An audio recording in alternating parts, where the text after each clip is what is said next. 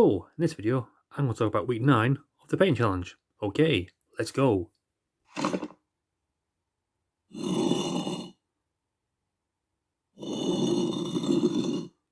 So this is week 9 now of the paint challenge. As you can see, I've managed to paint quite a bit in that time. I set myself doing a unit a week. I've pretty much kept to that. It's been quite exhaustive at times. I'm happy with how they've turned out. It's been a bit of a learning process in that I've pushed myself a bit farther than I normally do with doing a unit a week.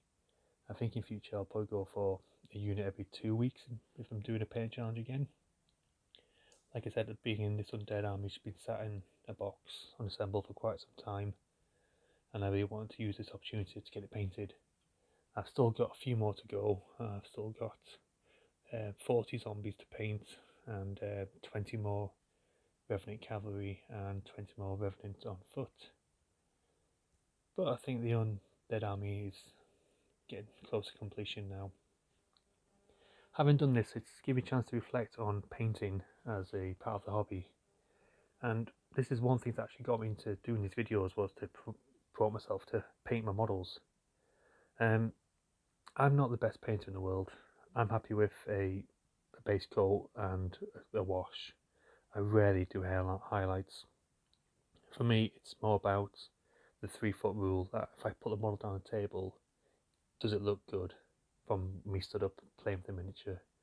I don't see the point of doing really great paint jobs on a gaming model, because they could be damaged during the game, they could fall over, get chipped, whatnot.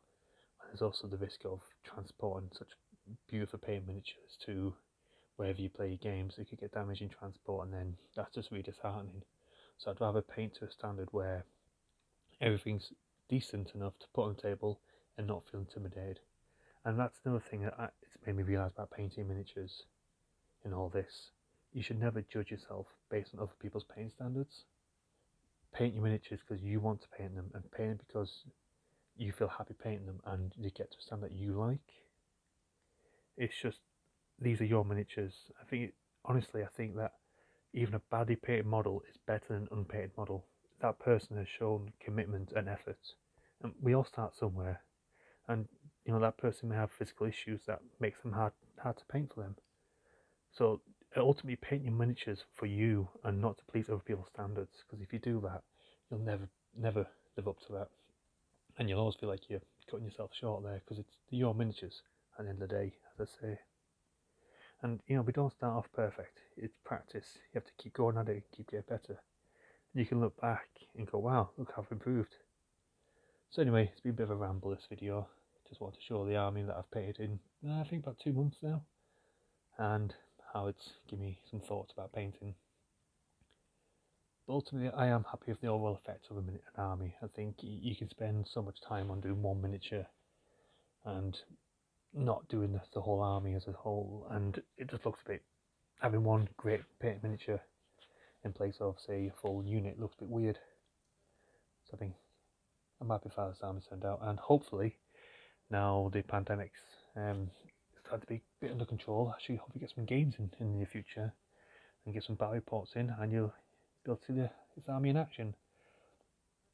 Hopefully, I'm going to play in some 6th edition Warm Fantasy battles. So I've got the Vampire Count Army book, so this army is perfect for that.